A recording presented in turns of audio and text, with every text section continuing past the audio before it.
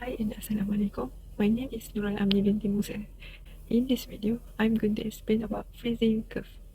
A freezing curve is the context of food science illustrate how temperature affects the transition of a food product from a liquid state to a solid state during freezing. This understanding is essential for food preservation and quality control. On a freezing curve for food, temperature is plotted against the phase composition, which is liquid and solid phase. The curve typically shows a sharp decrease in the temperature at the freezing point, where the food product changes from liquid to solid.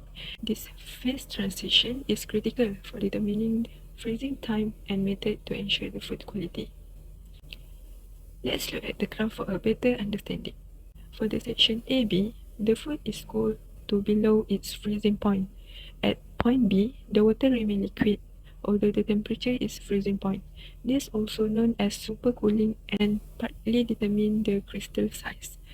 For the section BC, the temperature rises rapidly to freezing point as ice crystals begin to form and latent heat of crystallization is released. In the CD section, heat is removed from the food at the same rate as before. Latent heat is removed and ice form, but temperature almost constant. The freezing point is depressed by the increase of solute concentration in the unfrozen liquid and major part of the ice is formed. The temperature of the ice water mixture decreases to the temperature of the freezer. There are several things that can influence this curve. Firstly, is composition and structure of the food. Food with higher water content, such as fruit and vegetable, freeze differently than those with lower water content, like fatty meat or dairy product. Water-rich food tend to form large ice crystals during freezing, potentially affecting texture and juiciness upon thawing. Food that high in fat, such as a certain meats and dairy product, may undergo structural change during freezing due to the fat crystallization. This can influence their texture and mouthfeel after thawing. The next factor is freezing rate. The rate at which a food product is frozen affects the size and distribution of the ice crystal formed within it. Slow freezing, typically in household freezer, can lead to the formation of large ice crystal. This large crystal can damage cell structure within the food, resulting in a loss of texture and juiciness upon the thawing. In contrast, rapid freezing, as achieved in a commercial flash freezing process, forms smaller ice crystals, preserving the integrity of the food's texture and moisture content.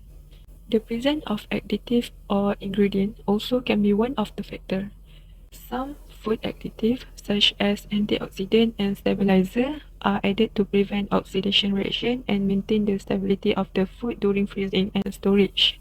This additive can influence the freezing characteristic by affecting ice crystal formation and minimizing change in the texture.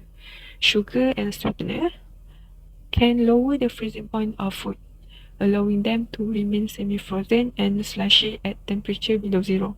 This property is useful in the production of soft-serve ice cream and frozen dessert. And lastly is pre-treatment method. There are two types of pre-treatment method, which are blanching and cooking.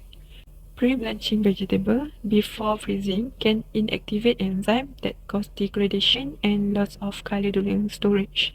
Fully cooking certain foods before freezing can alter their freezing characteristic, affecting texture and structural integrity upon thawing.